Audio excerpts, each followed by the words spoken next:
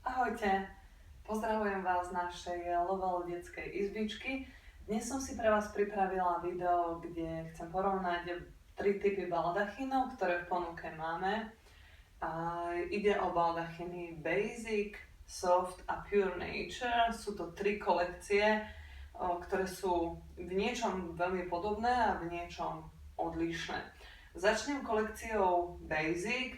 Sú to najpriehľadnejšie baldachíny zo všetkých troch. Kolekcia Basic je materiálovo polyesterová, čiže laicky niečo ako záclonka.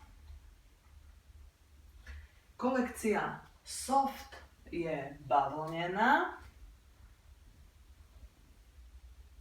Je určite o niečo menej priehľadná ako Basic.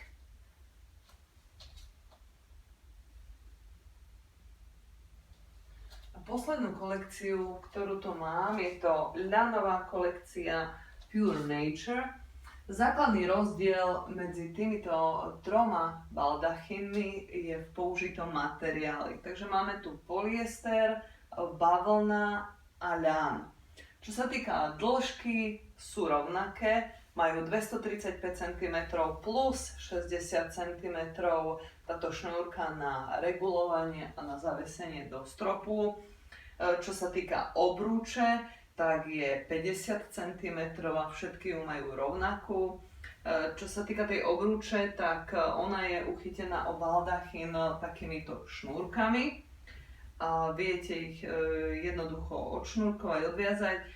Tým pádom vyberiete si znútra túto kovovú tyč a baldachín môžete oprať. To všetko platí pre všetky 3 typy baldachínov.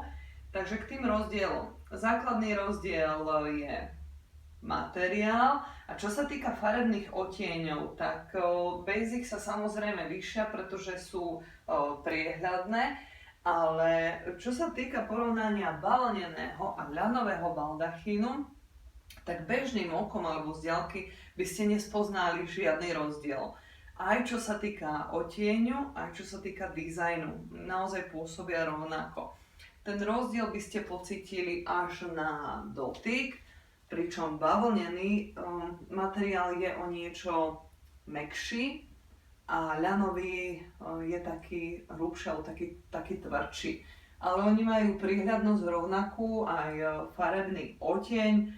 Ľanový baldachín odporúčam naozaj, ak vyslovene buď máte radi ľan, alebo ak máte dieťatko alergika. Vtedy je ideálny práve ľan.